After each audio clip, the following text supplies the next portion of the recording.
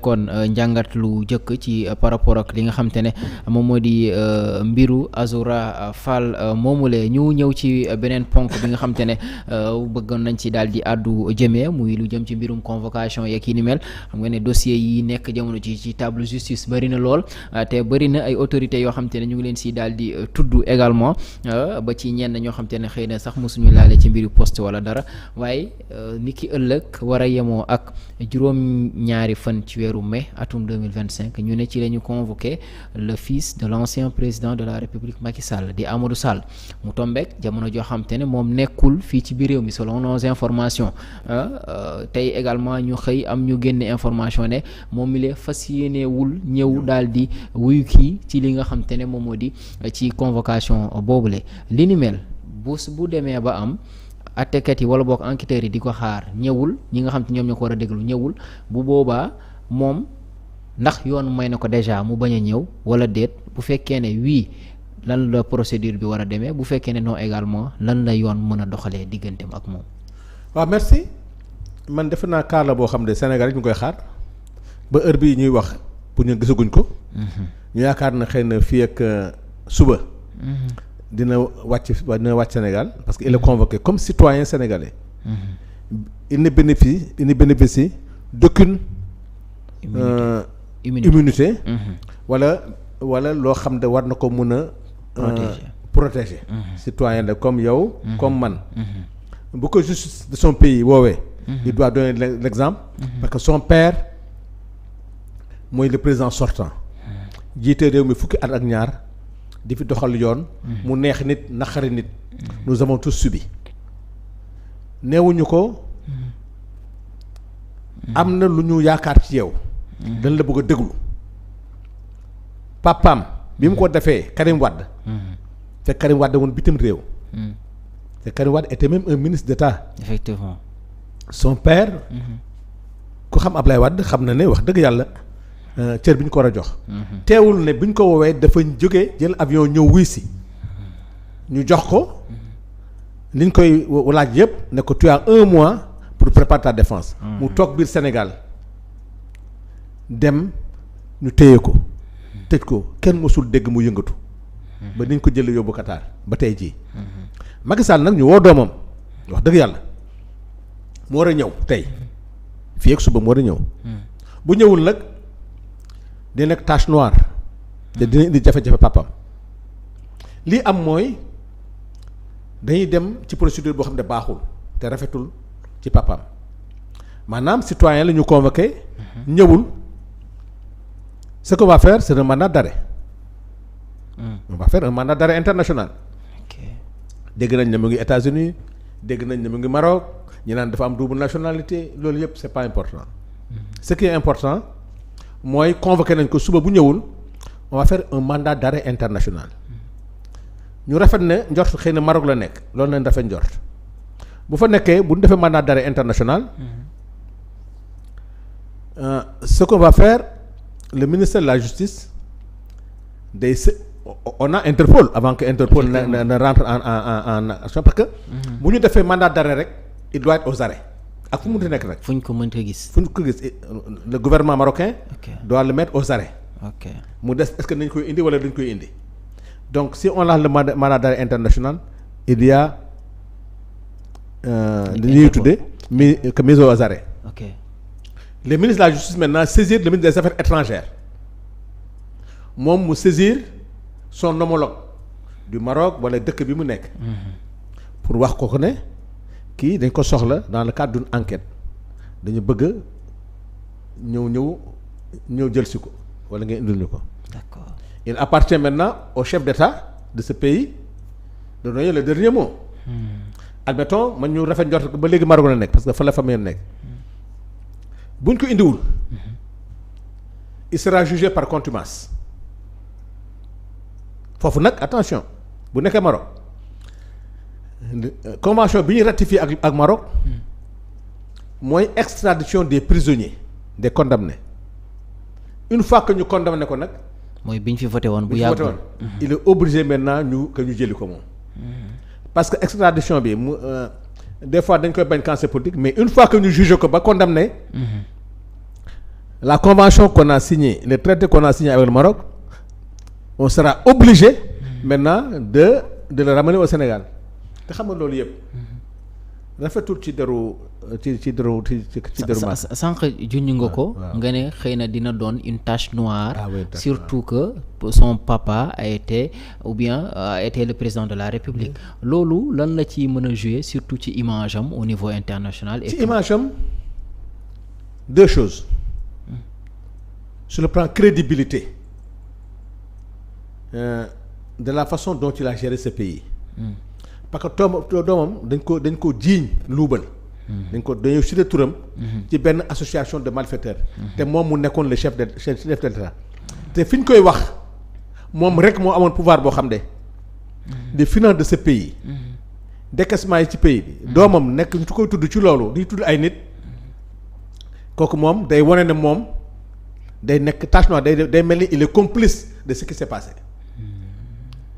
tache noire bi mooy dafa àtte nit ci même situation bi koo xam ne doomu président la woon nekk ministre te bi mu ko soxlaa daf ko woo mu ñëw ñu àtte ko tëj ko ay at kooku mosul branché donc tache noire bi mooy pour la première fois tey président nekk na complice ci loo xam ne mook doomam ak ñeneen parce que tu sais dans cette histoire pourquoi c'est compliqué on parle d'association maanaam sa doom da nga ko bàyyi ci benn géttu bukki ñu nekk ci di def yoo xam ne parce que mënoo am sa doom ñu koy dégg ci ay milliards nga nekk un président de la République nga dégg ci ay yu kenn xamul te yow sa bopp arrêté ko là on va jusqu'à la tache noire c'est que Macky a été jusqu'à preuve du contraire su bañee ñëw il a été complice de se présumer association de malfaiteurs yi nga xam ne tey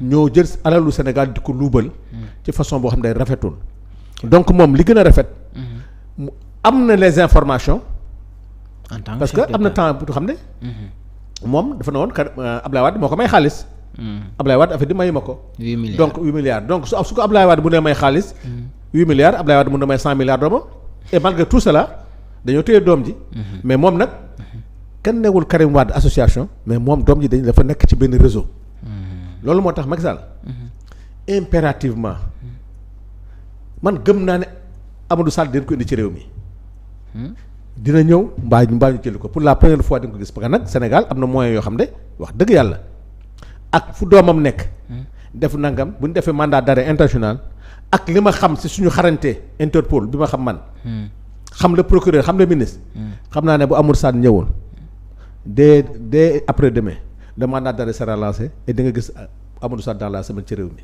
mais loolu sànq aussi ci sa argumentaire maa ngi siy dégg ngay junj bu fekkee ne interrogation la bu fekkee ne am na li nga xam ne double nationalité boobaa également ndax du daal di jafeel li nga xam te moo di mbir yi également par rapport ak loolu ça va très compliqué parce que xam nga norme am na norme internationale yu bëri yoo xam ne sa doomu réew da nga koy protéger doo ko jébbal loolu mooy problème bi gaañi gis nga même loolu dañ ko war a saytuwaat c'est vrai moi mënu ma ko récuser mënu ma récuser double nationalité sinon damay wedd sama bopp mais boo naree yor yenn fonction yi xam nga dañ ne président de la République au-delà du président de la République dégg nga ñu bëri ñoo xam ne tey boo gisoon tey Mansour Faye gars yi doon bañ mu génn xam nga lu ñu ci doon ñun ci woon ragal mu am double nationalité ah bon ah oui en tant qu'une autorité boo xam te ne exercer nga fi yenn kii. waaw xam nga tey.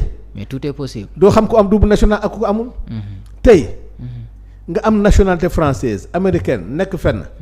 mais tey li nga mën a def rek mooy bu ñu lay jugé ñu jugé la ci dëkk ba. mais duñ la indiwaat fii ci réew mi non non non non. bu nekkoon Sénégal mën nañ ko juger par rapport à sa nationalité sénégalaise. ok mais bu nekkee France ba mu nekk États-Unis avec la nationalité américaine ou française foofu nga ko mën a juger foofu nga ko mën a condamner fa la mën a tëddee te xam nga aussi ces pays là dañuy protéger leur quand même leurs enfants. ñooñu seen doom du doomu nabi c'est les fils du quand même de la nation. ñooñu notion bi ñu am ci nit. surtout ci xale. surtout ci yu mel noonu tu n'appartiens pas à ta famille tu tu appartiens à la nation française. Tu appartiens à la nation. américaine wala américaine ou autre. loolu moo tax c'est man depuis que en tout cas ce qu'on a pu bi ñuy waxtaan ci yu mel noonu di xool. loolu rek mooy hic bi nga xam ne xaw ma nag. xëy na sur le plan judiciaire am na yeneen yoo xam ne Ousmane Diagne ou bien parquetier yi xam nañ ko. mais ñun politiquement. liñ ci ragal ak jafe ñun ñi nga xam ne on a vécu à l'extérieur xam nañu ñi am double nationalité comment on est protégé. mais xam naa ne bu ko amee rek dina yéexal dina jafel mbir mi mais ñun xam nga même bu ko amee te ñun ñu juge ko par contumace. ba Sénégalais yi xam lan la parce que complice yaa ngi fi. Sénégalais yi dina xam nangam. te àddina day yàgg rek. parce que dans ces complices là peut-être son père bokk na ci. je pense que Macky Sall Amadou Sall mun na bay ñëw di Sénégal mais Macky Sall gaw ma ne. dina toog toute sa vie. te du ñëw di Sénégal. donc jàpp nañ fi je me rappelle doon nañ fi wër Birame Souleye. ñëwuñ ñu jël jabaram ak doomam. téye ko. xam nga loolu yëpp Macky Sall def na ko fi. jël sa jabar ak sa doom liir bu tooy xepp téye ko. tu as vu def ko genre bouclier pour nga ñëw yëpp on l'a vu. donc je pense que ne pour en tout cas on a d'autres méthodes pour le faire venir. mais mu ñëw ak mu ñàkk ñëw yëpp loolu du yàq dara ci procédure dossier bi du yàq dara. ok moom une fois que ñu convoqué ñëwul ñu lancé mandat d'arrêt bi maintenant si on trouve que mënuñu ko indi en tout cas le procès moom dina dem dina am quoi maintenant. mais de toute façon dossier bi par rapport ak tolluwaayam ci kii mën nañu xaar mandat d'arrêt am ci. ah oui day am. d'accord bu ñëw parce que dossier bu garaaw la ah. ok oui dossier bu compliqué la compliqué c'est-à-dire rek. bu nekkee au niveau du parquet mënoon soo ci wax lu bëri. mais c'est sûr que dossier bu compliqué liñ ci jot a gis ak liñ ci jot a xam. xam nañ ne association affaire bu garaaw la du yem ci moom.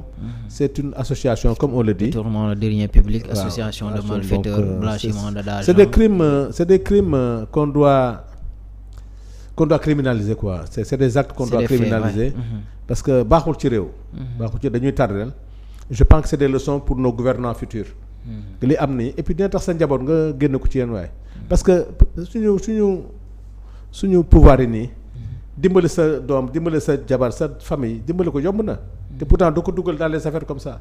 les gens prennent di jël ba xam et puis man xam nga nooy la moo metti tu prends toute cette masse d'argent tu l'investis au Sénégal.